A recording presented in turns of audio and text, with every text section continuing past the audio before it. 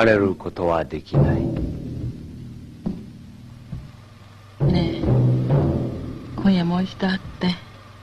生と死の境を通ってお前は俺と一緒に地獄へ落ちてゆくのだ。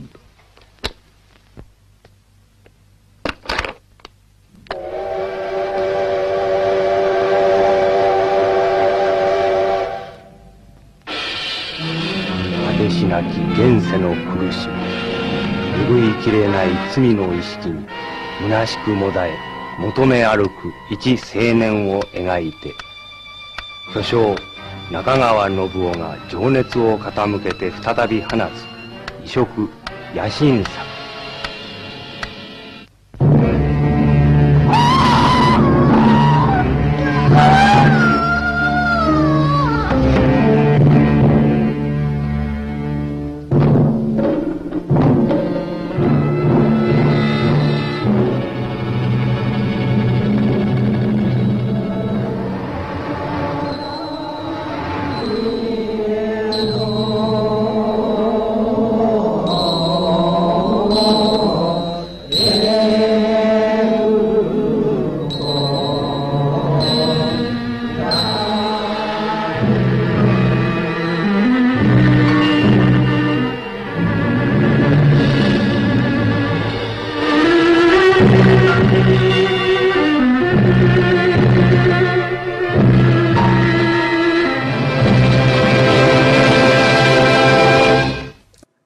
Hello everyone, you're listening to Sinister Spotlight here on Mephisto's Castle.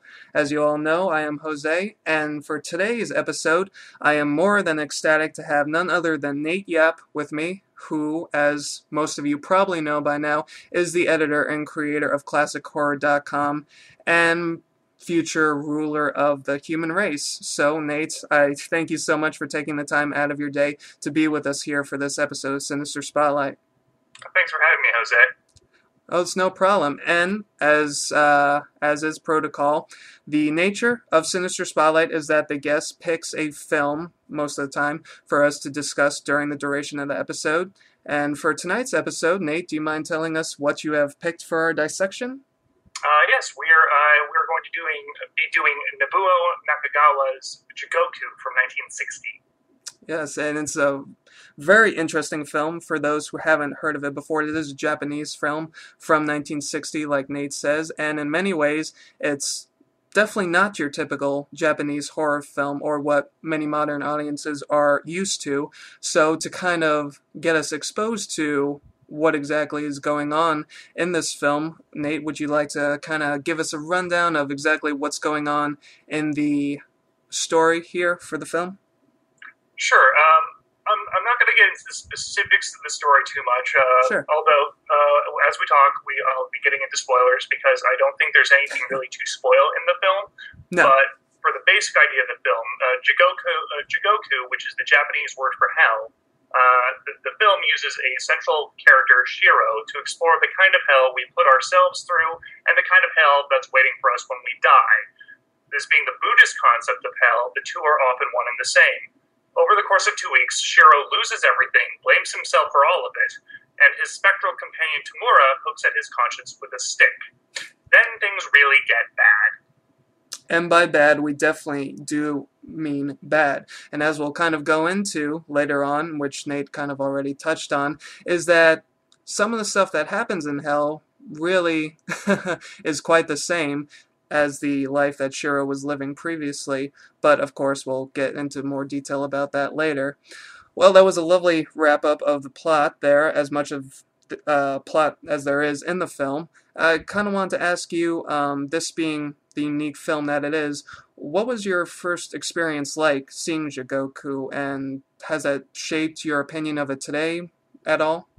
Jigoku, the first time I saw Jigoku, at the time I just bought it because I was and am a Criterion Collection nut, and they don't put out a lot of horror films. So when they put out this horror film, I heard a lot about it because it was, this film that had been sort of lost. It was around, but no one really saw it. It didn't actually come out in any proper form in the United States until the 90s, I think.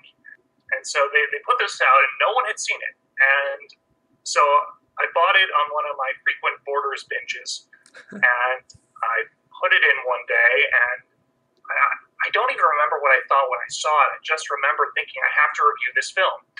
And then I started to review this film, and I couldn't. And it took me a year to end up writing the review for this film because there was so much I wanted to touch on. There was so many threads running through this movie and so many different areas of interpretation. It's a lot like another favorite film of mine, Lisa and the Devil, in that sense, where you're watching the film and certain things are happening in the film, but everything underlying those events could be taken completely different ways depending on your own perspective.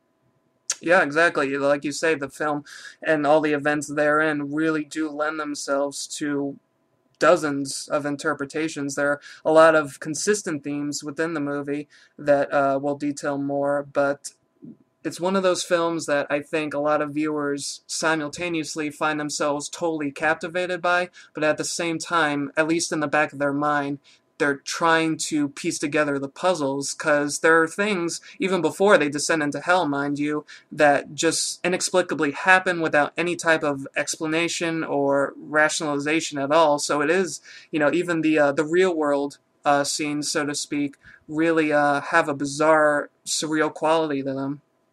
And there's always the question of whether the director Nakagawa is, putting something in to add to the possible interpretations, or whether he's putting it in to screw with your head. Yeah, exactly. A lot of films like Jigoku kind of work along those same lines. I think the argument could be made, the same argument that is, for a film like Eraserhead. Is this supposed to mean something, or is Lynch, in that case, just throwing it in there because he knows that we're going to try and figure it out, but as far as he's concerned, it means absolutely nothing. So a film like Jigoku, it like Shiro himself, it kind of mentally conflicts you in a lot of instances, for sure. I want to ask you, what did you think of the film? Because I know that I brought it to your attention, and I haven't had a chance to hear your opinion on it. I liked it. I really liked it, first and foremost. I hadn't seen it previously, like a lot of films that we feature here for the podcast. And I do recall reading your review on Classic Horror. And I remember just reading your review being very, very intrigued by the movie, just because, like I mentioned before, it's almost completely atypical of, at least a modern viewer's perception of the majority of Japanese horror films.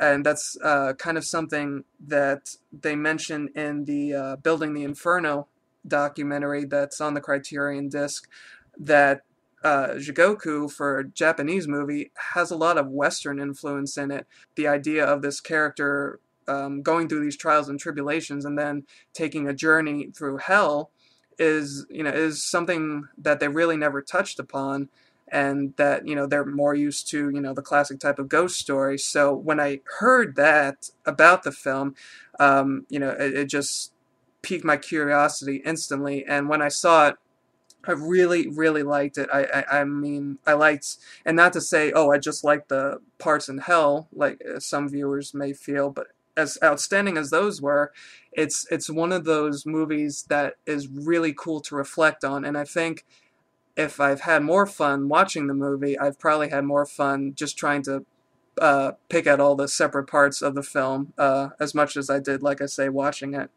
I think the most fascinating aspect of the film is the character of Tamura, because he is the only definitely supernatural element that exists throughout, both in the section that takes place in reality, and then once, and this is no spoiler, I suppose, everybody dies, he's also in hell.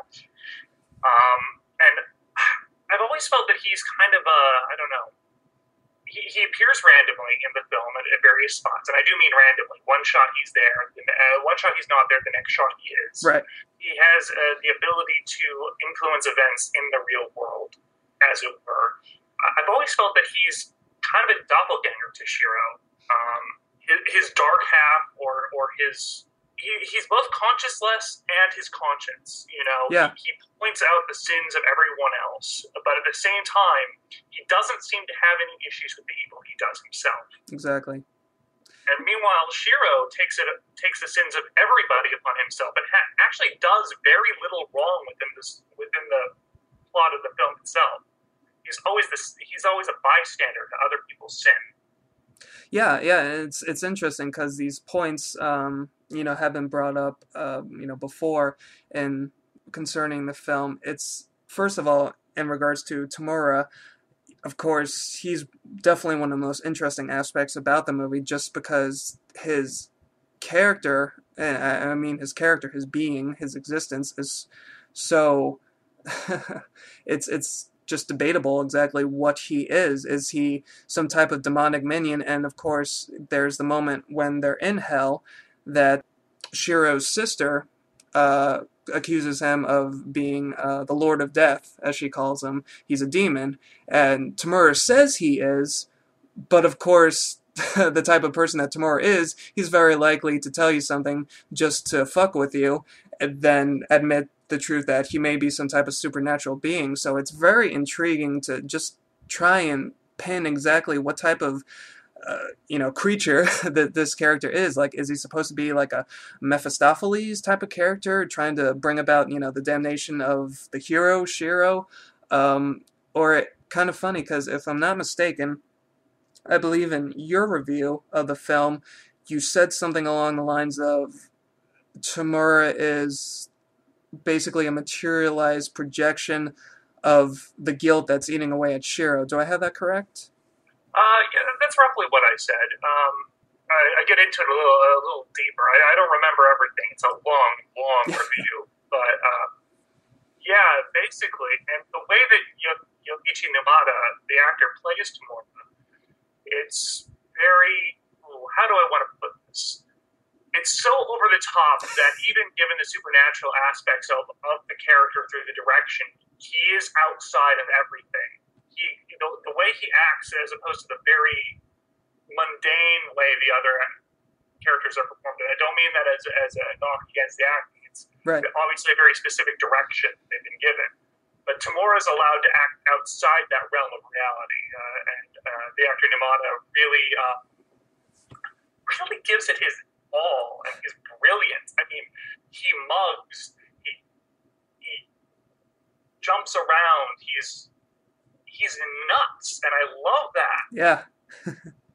Well, no, he's I think this was mentioned in the documentary where the actor playing Tamura, I'll be totally honest with you, I'm not going to attempt to pronounce anybody's names if I can get away with doing otherwise. The actor playing Tamura mentioned that he was having some, it was a real struggle to portray the character. He couldn't quite pin down exactly how he was supposed to do it, and he didn't really receive any precise direction from Nakagawa.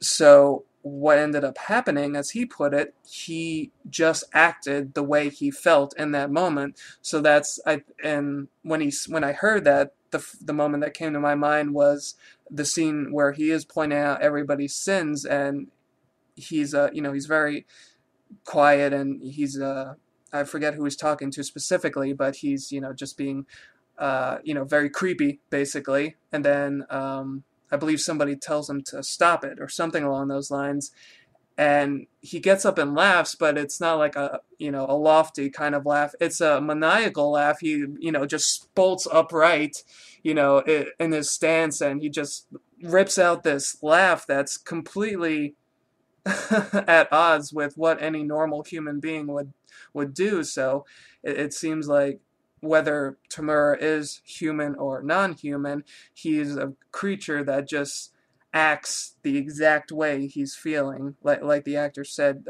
he was going for.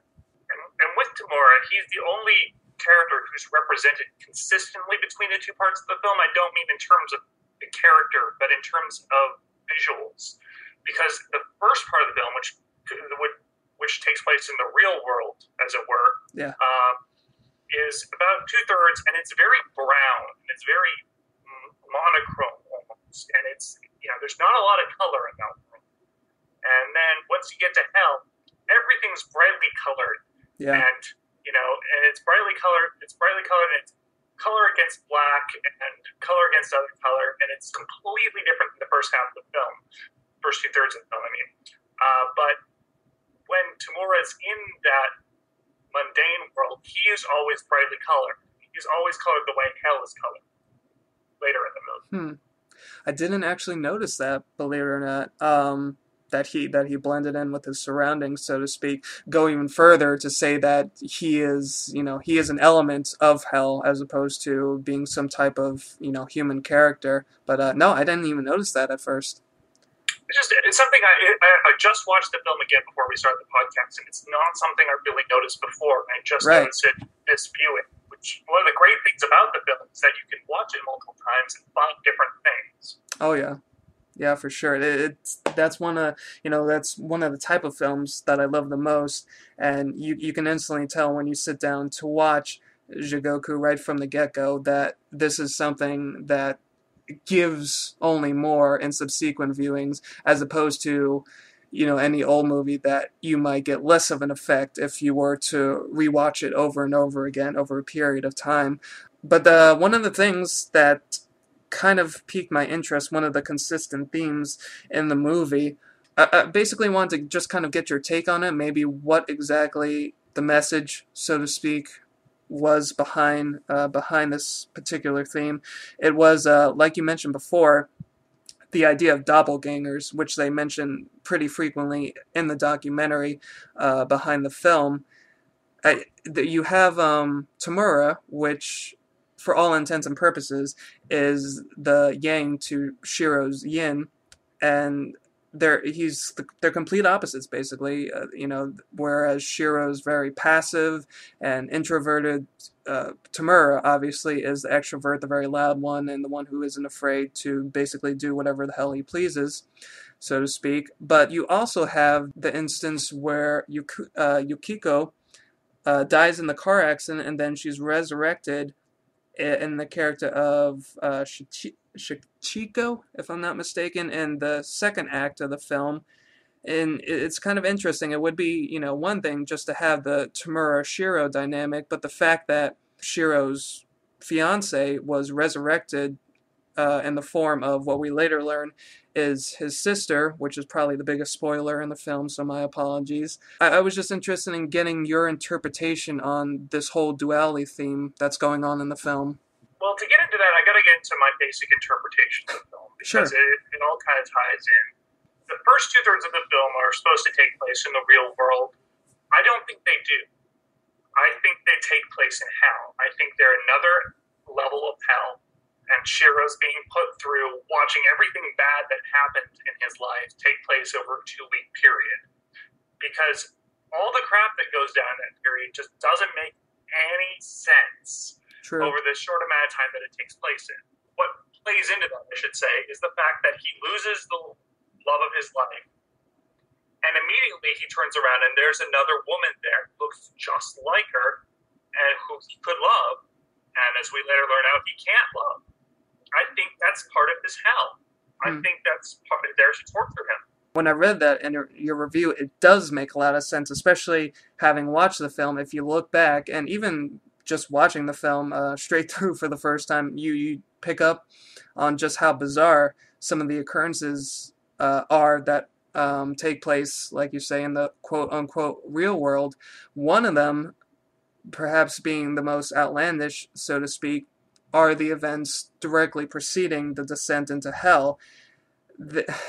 What happens, basically, is everybody at this home for the elderly, dies in one of the most Three Stooges types of way possible, particularly the moment that struck me as being practically slapstick is when Shiro begins strangling the zombie, apparently, of Tamura, who has just come back from the dead to shoot Chico, and he starts strangling Tamura, and then the Yakuza gangster's mother begins strangling Shiro, so you have this, like I say, practically slapstick dynamic going on, and it's really insane, and you have to stop and think to yourself, okay, I'm having a really hard time believing that this is supposed to be happening in reality, and it makes that much more sense to view it in the context that all of it is hell, and the reason it's so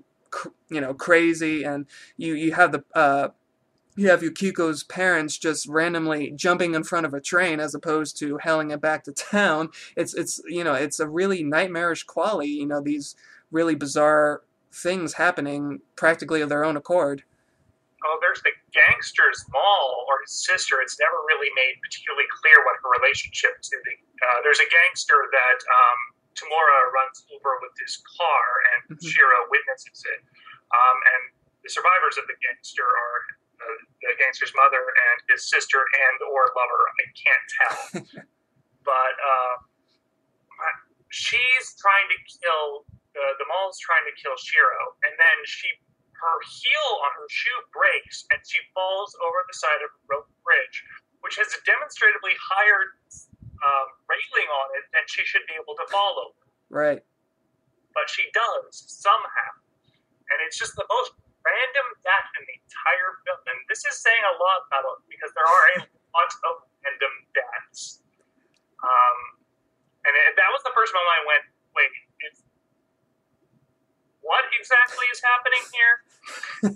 Yeah, it has that effect on you, and that's right around that time when the dominoes are beginning to fall completely, so to speak, where everybody is killing everybody, where you start to question just the fabric of reality that's supposed to be going on here. And the same thing happens on a slightly more rational basis when Shiro's father, he's chasing his mistress around in the shed or whatever that structure was, chasing her down because she tried sleeping with his son, and he's just chasing her, and it's just bizarre how it happens in such an undramatic and completely almost chaotic way that she just happens to fall down the stairs and break her neck.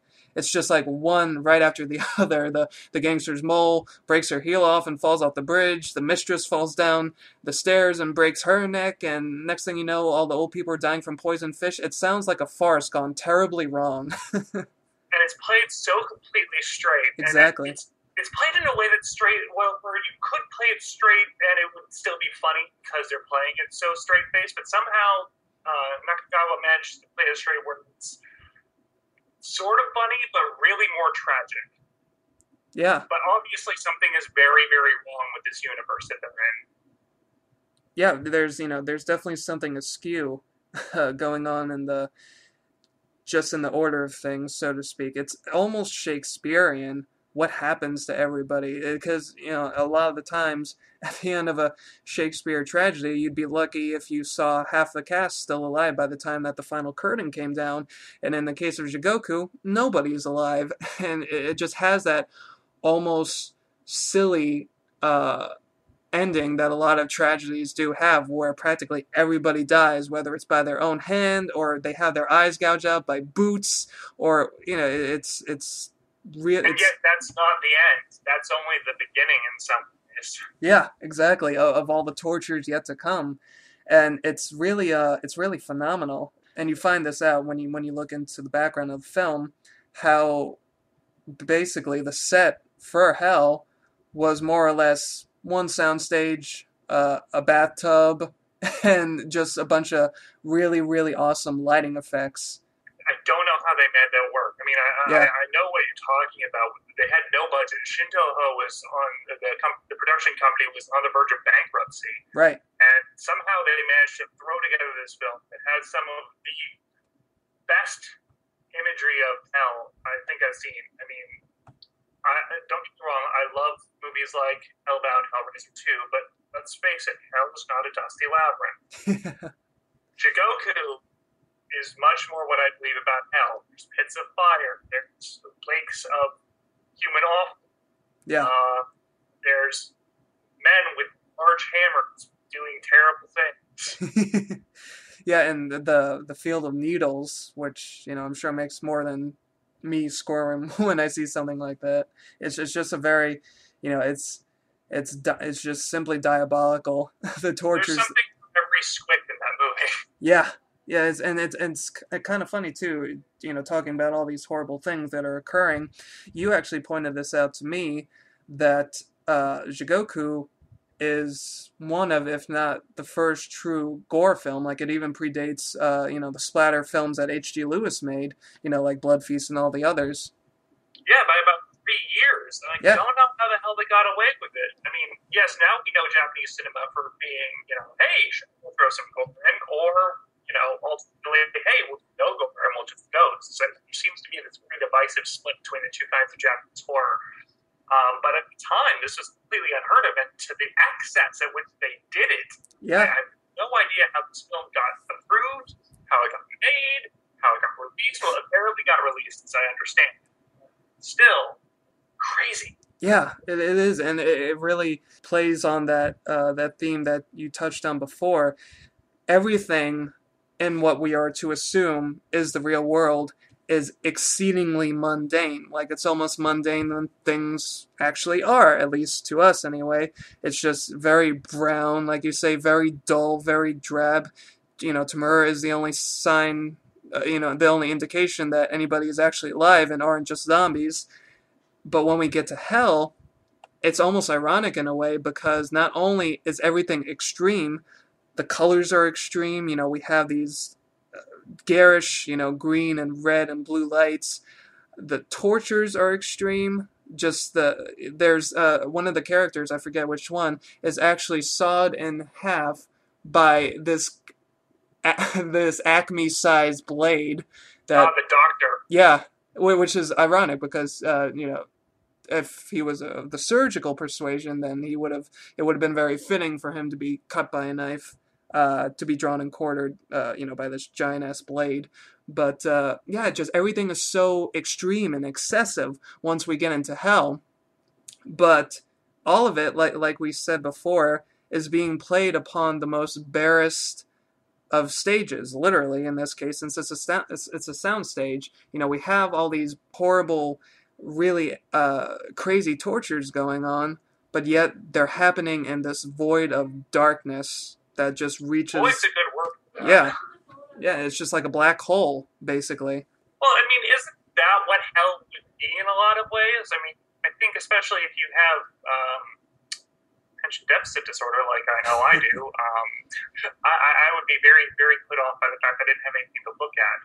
Yeah, and it's you almost kind of wonder, because you mentioned this in your review as well, how, and when you're watching it, I totally did, you forget that this happens in the first place. The movie opens by showing you images of hell, and it shows you Shiro in hell, and he's by the river, Sanzu, I believe, and he just looks up and he starts screaming. And it almost kind of makes you wonder, is he screaming because he knows he's in hell, or is he screaming because he knows that there's nothing there? He doesn't have anywhere to go. It just kind of plays into that whole idea of it being an endless void that we talked about. What's interesting about that shot, though, is that, we see him, he screams. Then when they come back to that shot after he actually goes to hell, that it actually goes very differently. It takes a completely different direction. So it makes a very good, strong argument for what we're seeing there is a previous excursion to these hellish depths that he took. Right, yeah, you're absolutely right, because it doesn't happen, like you say, that way at all, really, when he goes to hell for the second time, for our purposes, because he meets Tamura at the bank of the river, and he's asking him these questions as if he's a first-time visitor, which, if the opening was any indication, he probably isn't. He's been there before, either in his dreams, if we're going to stick with the idea that the first two-thirds are reality, or if not, it was just the end of one hell, and that's when the reenactment kicks in, so to speak. I'd like to. Have you seen Lisa and the Devil? I haven't. I know of it, and I know, like you say, it kind of follows along the same lines of just being very random, so to speak. But no, I have not seen it. It would make an interesting double feature because I think one of the ideas I think is interesting that flows through both of my interpretations of Jigoku and Lisa and the Devil. Interpretations which you can leave or take is that most of the film is a means of demonstrating sin to the sinners that took place in their previous lives, and they need to know what their sins are so that they can be punished for them. They need to be reminded of what the hell they did, so that they can be properly punished for those actions. I feel that if you've been in hell for a long time, you probably forget what the hell you're there for. Right. So occasionally you need a little primer. Right, yeah, that makes sense as far as the context of hell goes. They in the case of the two movies, they would be two different hells, would they not? Or do you think, like the Buddhist religion says in the case of Jigoku's hell, it's just kind of a primary stage for them to basically learn what it was that they did, atone for it, and then move on to a higher plane of existence? You know, do you think it's the same for Lisa and the Devil, or it's more of a Catholic eternal type of hell? It's more of a Catholic eternal type of hell in Lisa and the Devil. One thing that Jigoku hits very hard, I think almost too hard, in a couple of the there's some narration that's laced throughout, at least the early part, is that they nail that this is a hell of the conscience. You know, this is not a hell that you go to because you've done badly. It's a hell that you go to because some part of you believes you've done badly. Right. It's you are in essence punishing yourself. The people punishing you are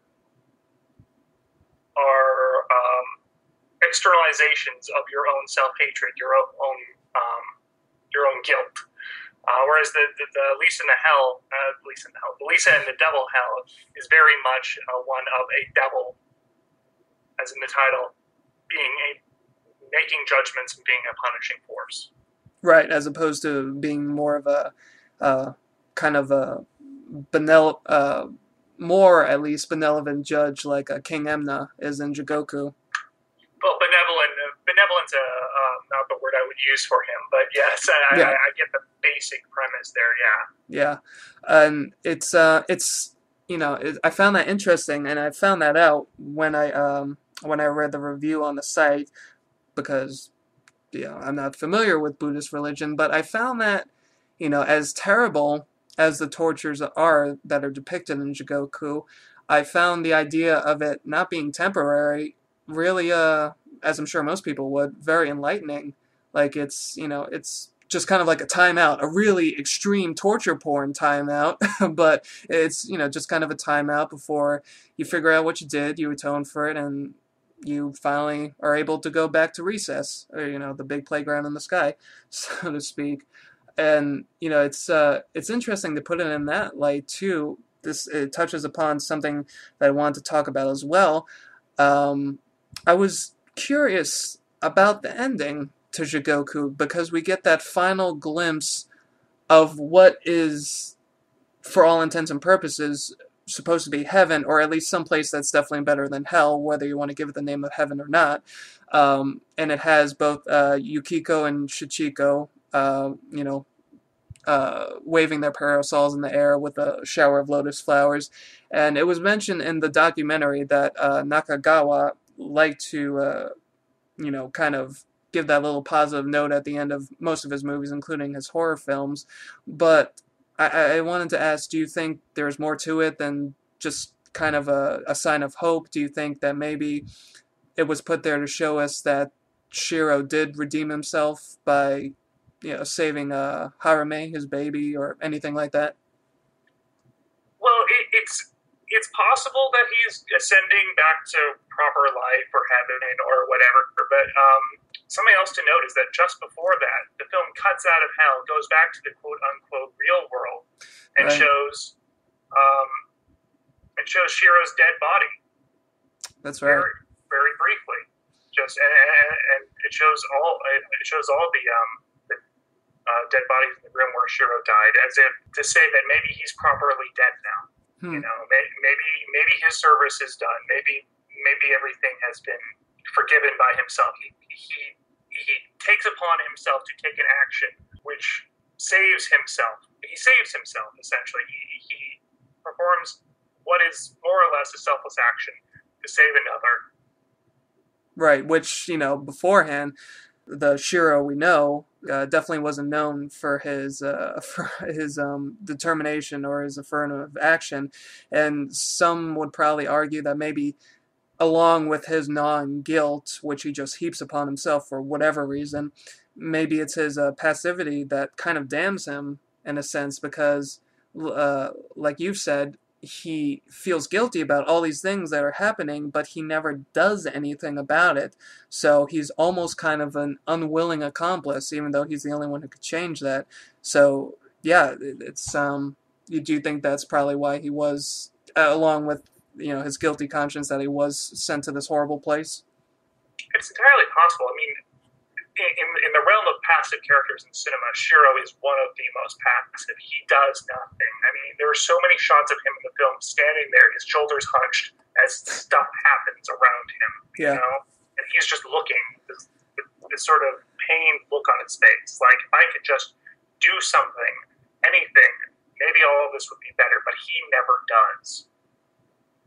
Yeah, that's right. And, there are a lot of, shots, like you say, of him just kind of walking around, just, letting life happen to him. And, there's the scene along the train tracks where he's just walking, and it's kind of funny that he should happen to be walking along train tracks because, you think of going somewhere in that context, but Shiro pretty much stays in the exact same place, totally. He's just such a, both literally and internally as a character, he's just very static. He doesn't ever do anything. He just kind of reacts to everything that happens. He freaks out when Tamura shows up out of, fucking nowhere. And, all these other things, when the mistress advances on him, he kind of resists by positioning his body, but then he just kind of falls into a faint. So he never really does anything. So it's almost kind of like a Greek myth almost, in that the bad things in the story only get worse for the central hero or protagonist in the story, and it's usually that one final act that redeems them for whatever character flaw or foible that they might have had, whether it be pride or, in this case, passivity. And it's really is empowering when you see Shiro, climbing on top of the the rotating wheel to save his baby. It's a really powerful scene. It is, and incredibly complex to do, because they had to make it look like Shiro was hanging on for his life when the wheel was probably rotating parallel to the ground as opposed to perpendicular to it. But with the right camera angles and the right acting, it looks really, really dangerous.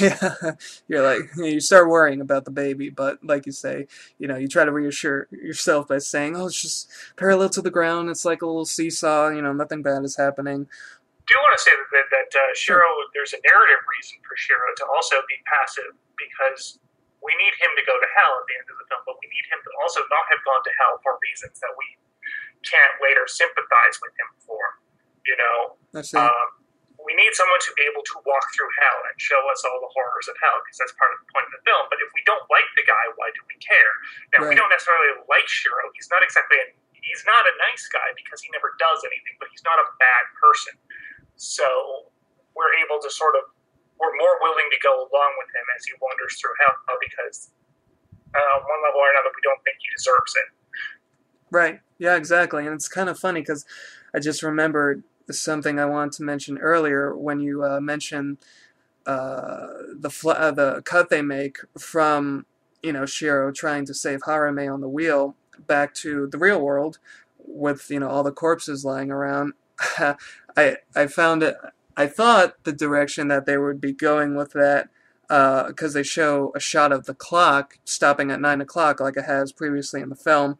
I thought it was going to be a cool touch where you see the clock stopped at 9 o'clock, and then it would just tick to 9:01, basically just to kind of illustrate that all that crazy stuff that just happened in hell happened in the span of reality, just 1 minute. So I thought that would have been an interesting touch, but obviously that wasn't quite the effect that they were going for there. But I think it would have driven the point home that, maybe 1 minute on Earth, so to speak, is an eternity, literally, in hell. I think if they show the clock ticking, though, there's a chance that and there's another valid interpretation here, which is that the entire hell sequence is simply Shiro's fever dream as he's dying. Right. I don't like that interpretation. It seems too simplistic for me, especially given the nature of Tamura. Right. But it is a valid interpretation of the text. But I do think that if the minute clicked forward like that, then that interpretation would gain a lot more ground. Yeah, that's true. Yeah, and I agree that if there was some type of epilogue pasted onto the film, showing us for sure that it was just, Shiro's this dream that he had in his dying throes, it would have made it seem too neat, too wrapped up, and probably something like that. Maybe it's a little extreme to say, but I feel like if they went that route, like you say, it probably would have cut off the possibility for as many interpretations as there is, and all the ones that we discuss here for sure. Definitely, and that's again one of the things I love about this film is that there are so many different interpretations. None of the interpretations fit the evidence perfectly. Right. I don't think there's a single. Every time you make an interpretation of this film, you have to go, well, I have to ignore this one thing because if I don't ignore this one thing, the entire thing falls apart. And I think that's deliberate, honestly, on Nakagawa's part. I mean, he does seem to enjoy messing with our heads throughout the film. Yeah, for sure. And like you say, there's just so many occurrences within the film that constantly make you question just what is going on or what is this supposed to mean. And again, if you're into that type of thing, which some people may consider masochistic when sitting down to watch a movie, yeah, it's endless fodder, for your brain meats. It's it just inspires discussions like this where we just kind of wax on all the different takes that the film lends itself to. And I kind of wanted to, maybe it's not the most smoothest of segues, but I also kind of wanted to ask you, this being as different, so to speak, a film in regards to Japanese horror cinema as it is, how do you feel Jigoku stands basically in regards to Eastern horror cinema? Do you think that it has influenced any films in particular, or just movements within Eastern cinema at all, or do you think it's kind of like a diamond in the rough, and no other film, as far as Japanese cinema has gone, has really kind of picked up on as potently as Jigoku? Well, I mean, it's definitely had its effect. It's been remade twice. Oh, has it? I didn't know that. Once in Japan, I think in the 1970s, and another time in another country, which is escaping me at this moment. But yeah, it's been remade twice, so it has that effect. Additionally, I think gore in Japanese films would have come about anyway. If you look at some Kurosawa films, certain moments, there's an awful lot of blood. Mm-hmm. But I think that. I honestly think that Takashi Miike, for instance, owes a lot to, especially how he handles gore and blood, it owes a lot to Jigoku. Not so much in how he handles suspense. There's very little in terms of suspense in Jigoku, because that's not really the point of the film. But the way it handles gore has had a long-standing effect, I think, on Japanese cinema. Not on American cinema at all, obviously, because the film didn't really get shown here until it was way too late. Yeah. But well, yeah, I feel the same way in terms of the gore aspect, anyway. That gore, I think, as far as that goes, is an aspect of just films in general that, like you say, I think it probably would have come about anyway, without if Jigoku were to not exist. And of course, particularly for us in the States, because it's probably safe to say that H.G. Lewis did not take in a midnight showing of Jigoku before he went on to make his Blood trilogy and all the other messy films that came from that. But one of the many interesting things I like about Jigoku is that it's totally atypical of the standard Japanese horror film. You know, most people think of the long, black-haired ghosts that haunt various houses and videotapes and whatnot, and it's almost kind of, to put it one way, it's Japanese Dante's Inferno, whereas at some point anyway, on a superficial basis, it's a tour of hell. You get to see all the lovely rooms and the master bathroom of hell itself. And the master bathroom of hell, that's great. I love that. Yeah, it's got some nice perks to it. A lot of the interviewees in the documentary made the same comment, and it's kind of refreshing to get something different from. And it opens up your eyes, if anything, to a concept that you might have thought completely unique to your culture or your people, and seeing what somebody else does with it. I find that fascinating. That such a westernized concept of a descent into hell, and the Faust story, which is another age-old Western type story, being handled by an Eastern society. So if sociology kind of basis, the film is very intriguing to watch for sure. I definitely have to agree there. There's not much else to say. I think you just encapsulated that perfectly. Oh, well, thank you. That's about it. It's just a cool take on a concept that's not indigenous to the people that made it. And if anything, it's cool just to watch for that alone. But there's so much more involved with Jigoku that, as you can see, you can go on for God knows how long just talking about it.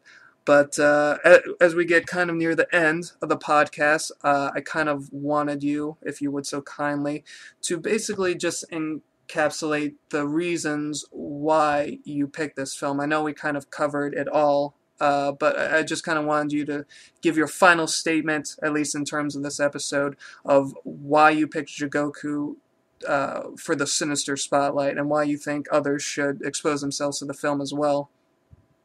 Well, I picked Jigoku because there are many horror films that I love, but there's very few horror films that I love that I'm the only person I know who's seen it. I think Jigoku it's not a film for everyone. I don't think. I think there is. I think you really have to give yourself over to the film, and I think you have to trust the film throughout. And sometimes the film makes it very difficult to do that. But I think that if you're the right person for the film, you will love it. And I'm sad that more people haven't found this film. And it's available on DVD. I think it's on Hulu Plus because Criterion's got a deal there, so it's not that difficult to see anymore. And I think more people should give it a shot. If you need any reason to see it, I mean, just play back the episode. There's just, like I've said before, and have probably beaten this point to death, one of the coolest things that a film can do for you, which Nate also just mentioned in his summary here, is not only entertain you, but basically offer itself to, it just has that rewatchability factor involved in it. And in the case of Jigoku, it is rewatchable for the reason that you're constantly just fascinated by it, and you're always finding new things, and it always surprises you. Basically, you could probably watch these giant demons bash people's teeth in with these giant hammers, but it just never gets old. You squirm every time, and it just makes you think every time. And if a film can do that, then what more can you ask for, really? What other film makes you think while people's teeth are being bashed in? That's not something you get. Exactly. I mean, not even Argento made you question the concepts of existence when he bashed teeth in like Deep Red. So if you wanted just a straight out recommendation from us, then bashing people's teeth in while contemplating existence, then that's the one to go by. So, yeah, as we come to the end of the episode, I want to thank you so much, Nate, for taking the time out of your day to join us here for this discussion of Jigoku. It has been a lot of fun, and for me anyway, because like you say, this is just one of those still relatively unknown films that cinema fans in general and horror fans in particular really deserve to watch, at least at one point in time. I completely agree. And you know what? I had such a great time talking about this film. I didn't know if I would have any more to say about it after I wrote my novel-length review, but I'm still finding new things to say about this film. Yeah, and that's like we say, that's what lends itself to just so much fun discourse, and I'm glad that we got the chance to do it, to talk about such a great film together. So this does bring this particular episode of the Sinister Spotlight to an end. If you haven't exposed yourself to ClassicHorror.com, by the way, I'm not sure how you couldn't have. It's been around for a good, I won't put any number of years, but it's been around for some time, suffice it to say. So if you haven't stopped by and seen the wonderful writing that's offered up there on a regular basis, then by all means do so.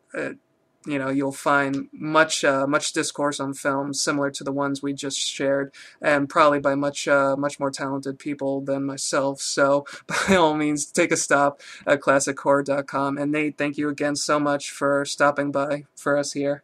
Glad to have done it. All right. Have a good night, everybody.